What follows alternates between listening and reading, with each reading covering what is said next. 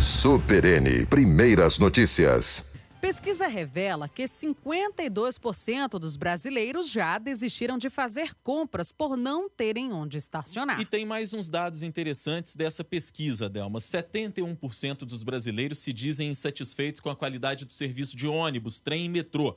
42% não fazem compras em lojas de difícil acesso ao transporte público. 56% dos consumidores se sentem mais seguros fazendo compras em shopping do que naquele tradicional comércio de rua.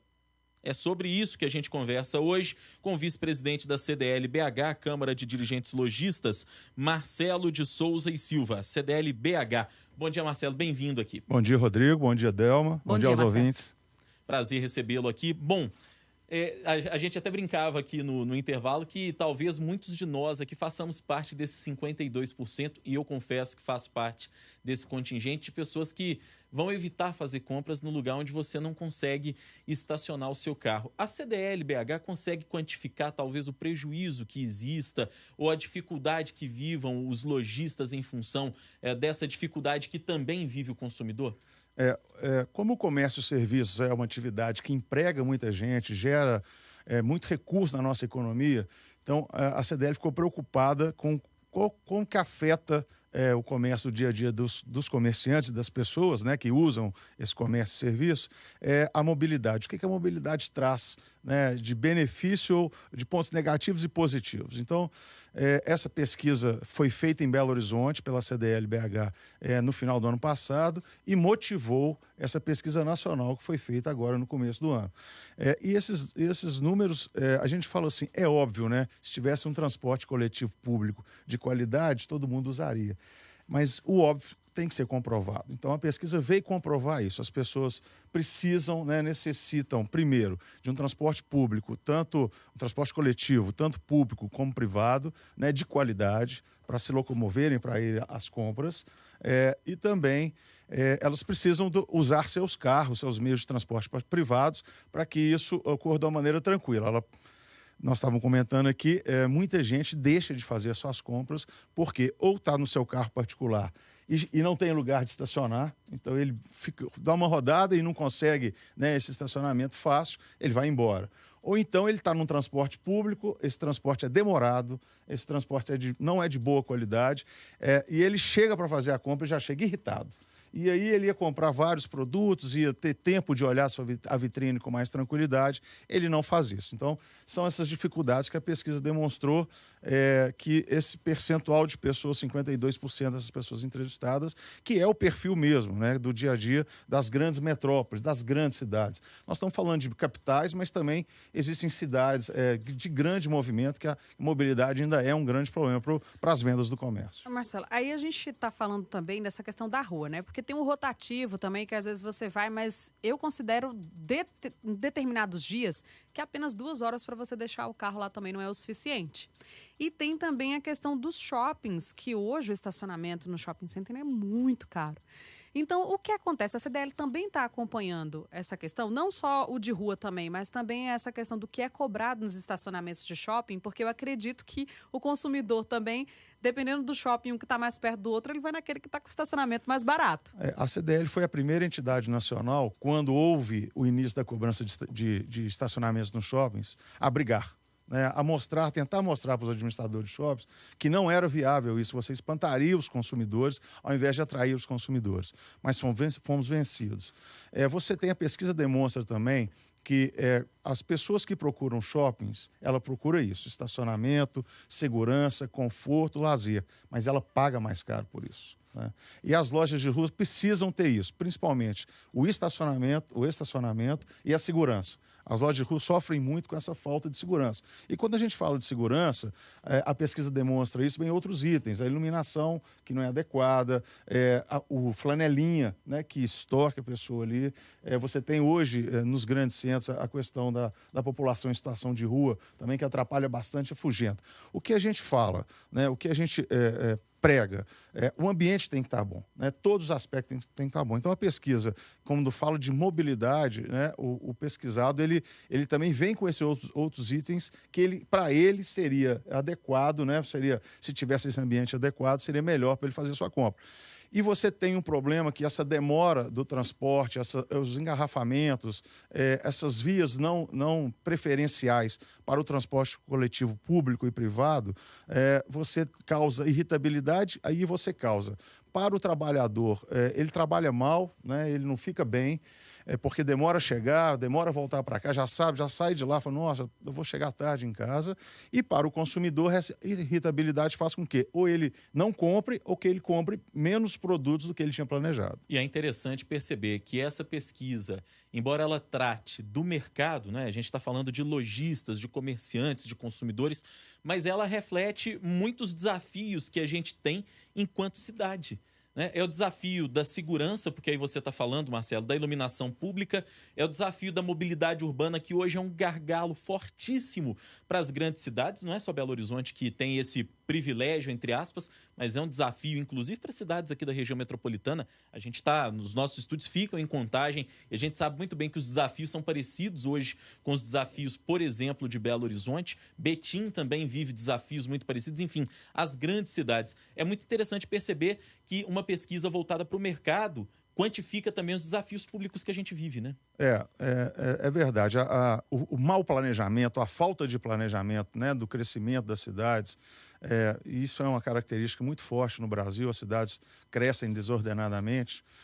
E a gente pede para que, né, o poder público, é lógico que a gente está disposto a trabalhar isso junto, a sociedade civil organizada a trabalhar isso junto, que comece a fazer intervenções para que melhore essas condições, né? Nós sabemos que não vai ser esse governo atual, ou cidade, ou estado, ou Brasil, que vai resolver o problema. Mas o planejamento, os trabalhos têm de ser feitos por cada um e dando essa continuidade para que funcione. Nós tivemos um exemplo em Belo Horizonte, né, na época da Copa, que foi feito aquelas linhas exclusivas do MOVE para o vetor norte de Belo Horizonte, que hoje facilita demais, né? O trânsito ali é muito... O tempo de corrida do ônibus ali, do trajeto do ônibus, é muito satisfatório para quem utiliza aquele espaço. Também a gente está vendo nas cidades, essas grandes cidades, fazendo cada vez mais corredores exclusivos de ônibus, transporte coletivo, que é importante, e na pesquisa aponta isso. As pessoas concordam que o transporte coletivo ele tem de ter prioridade mesmo no trânsito, porque transporta mais pessoas.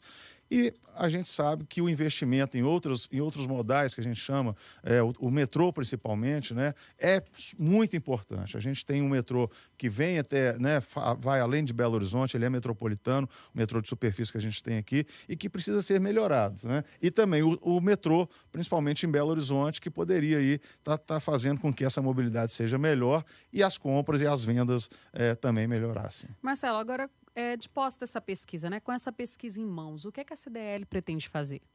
Nós estamos já planejando, ela foi feita agora no começo do ano, estamos esperando, né, o fevereiro chegar, depois do carnaval, para que a gente possa sentar junto com os órgãos de trânsito das cidades, como exemplo, o BH Trans em Belo Horizonte, a Transcom em Contagem, para que a gente mostre essa pesquisa e juntos a gente possa buscar essas soluções que com certeza tem esse planejamento, mas o que a gente pensa, o que a gente vê é que podem ser mais efetivos. Então, a sociedade civil, como eu já disse, organizada, ajudando ou de mãos dadas com o poder público para que isso melhore. O que a gente quer é uma qualidade de vida melhor para todos. Lembrando que aquele modelo antigo, né, do centro das cidades, que tinha um comércio, que tem até hoje comércio muito forte, mas que era muito demandado, ele está migrando um pouco esses comércios com serviços para os bairros também.